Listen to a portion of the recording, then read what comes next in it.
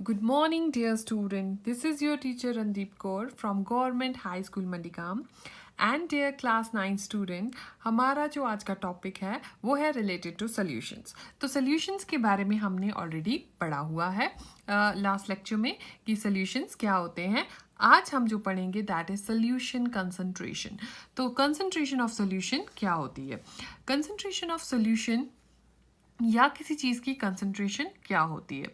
तो सॉल्यूशंस जो हैं कंसंट्रेशन के डिपेंडेंट पे या तो कंसंट्रेटेड होती हैं या डाइल्यूट होती हैं या फिर सैचुरेटेड होती हैं। तो ये जो सैचुरेटेड है, कंसंट्रेटेड है, डाइल्यूट है, ये मैं पहले आपको नॉर्मल लैंग्वेज में समझाती हूँ, ठीक है? सी, अगर एक सॉल्यूशन में हम एक ग्लास लेते हैं पानी का, उसमें पानी डालते हैं, ठीक है, और उसके बाद 1 स्पून नमक डालते हैं। हमने इसमें डाल दिया नमक, ठीक है। अब हम इसको डिज़ोल्व कर रहे हैं, ठीक है। अब ये सोल्यूशन जो है डाइल्यूट है कि कंसंट्रेशन है, कंसंट्रेटेड है, कैसे पता चलेगा? पता चलेगा by the amount of solute dissolve in it. अगर इसमें बहुत ज़्यादा अमाउंट ऑफ सोल्यूट है then it is known as concentrated. और अगर इसमें अमाउंट ऑफ सोल्यूट, सोल्यूट क्या होता है? जो हम मिक्स करते हैं, जैसे salt, salt is a solute, water, water is a solvent. तो सोल्यूट और सॉल्वेंट की कॉम्बिनेशन से क्या बनता है? सोल्यूशन। अब हमारे पास 2 सोल्यूशंस हैं, इसमें सोल्यूट बहुत ज़्यादा है यानी कि नमक बहुत तेज़ है और इसमें सोल्यूट बहुत कम है। तो कौन सी कंसंट्रेटेड है, कौन सी डाइल्यूट है? This one is dilute and this one is concentrated. तो ये कंसंट्रेटेड है, ये डाइल्यूट है। अब क्या होता है जब कोई सोल्यूशन कंसंट्रेटेड होती है तो एक सैचुरेशन पॉइंट होता है, यानी कि अगर आप इसमें 1 चम्मच नमक डालोगे पानी में घुल जाएगा, 2 चम्मच डालोगे घुल जाएगा, 3 चम्मच डालोगे, लेकिन जब आप 5-6 चम्मच डाल दोगे तो एक टाइम ऐसा आएगा आप घोलते रहोगे लेकिन नमक घुलेगा नहीं। तो उस टाइम पे सोल्यूशन हो जाती है कंसंट्रेटेड।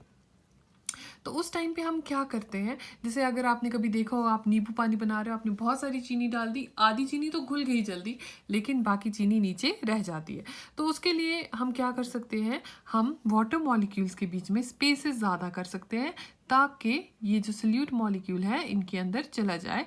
इसकी वजह से इंटरमॉलिक्यूलर स्पेसेस कैसे हम ज़्यादा कर सकते हैं, हमने प्रीवियस लेसन में पढ़ा है बाय हीटिंग, ठीक है।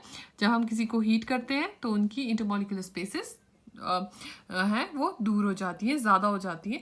तो उस टाइम पे जब वो डिजोल्व कर लेता है वो फिर से अनसैचुरेटेड हो जाता है। Hope you got this point. Now a solution is a homogeneous mixture, ये हमने कल पढ़ा हुआ है already. The solvent is the major component of the solution. या सॉल्वेंट जिसमें चीज़ें मिक्स होती हैं, जैसे हम वाटर लेते हैं as a universal solvent. The solute is the minor component and active ingredient जो उसमें मिक्स होता है, जैसे सॉल्ट, शुगर वगैरह, ठीक है। A saturated solution holds the maximum amount of solute that is theoretically possible for a given temperature. तो एक टेम्परेचर के लिए जितना हो सके डिजोल्व होना और वो होता है, that solution is known as saturated solution, ठीक है।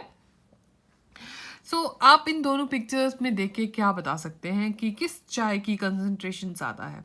अगर मैं देखूं तो वैसे मुझे इसकी कंसंट्रेशन ज़्यादा लग रही है, इसकी कम लग रही है। आप बोलोगे मैम क्यों? क्योंकि ये ज़्यादा तेज़ है, इसमें ज़्यादा चीज़ें हैं, इसमें ज़्यादा टैनिन्स हैं और इसमें कम टैनिन्स हैं। So, in one glass of tea stronger than the other, what's true about the stronger glass of tea? How much tea does it have in it compared to the other glass?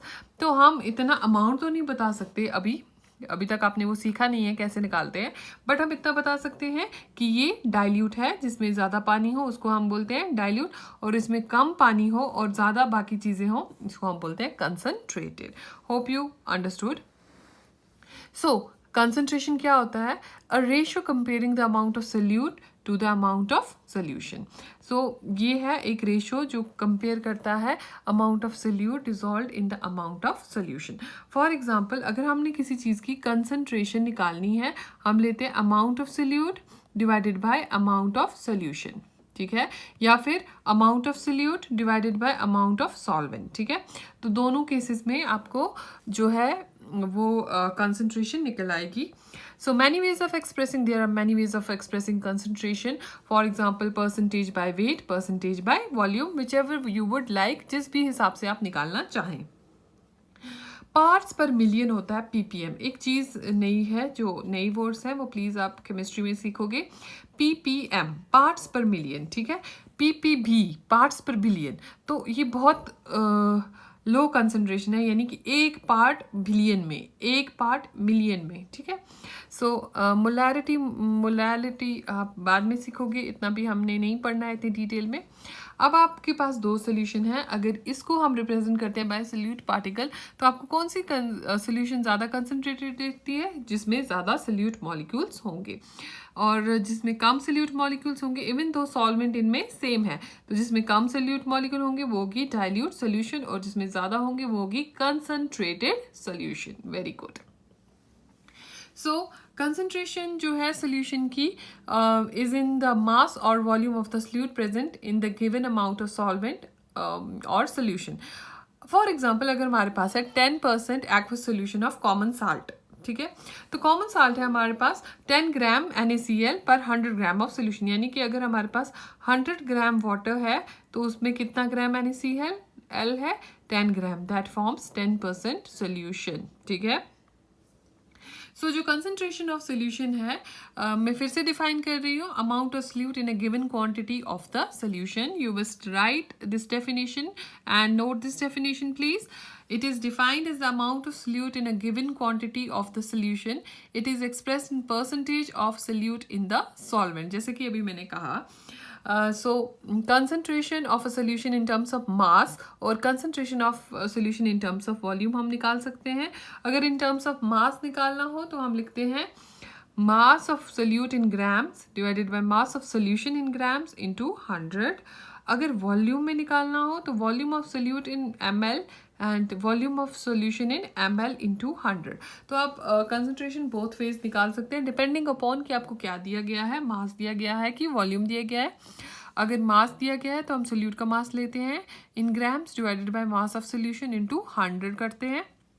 और अगर हमें volume दी गई है तो volume solute का लेते हैं ml में और वॉल्यूम ऑफ सोल्यूशन लेते हैं ml में और इनटू 100 करते हैं, तो हमें कंसंट्रेशन निकल जाती है. So this is the way.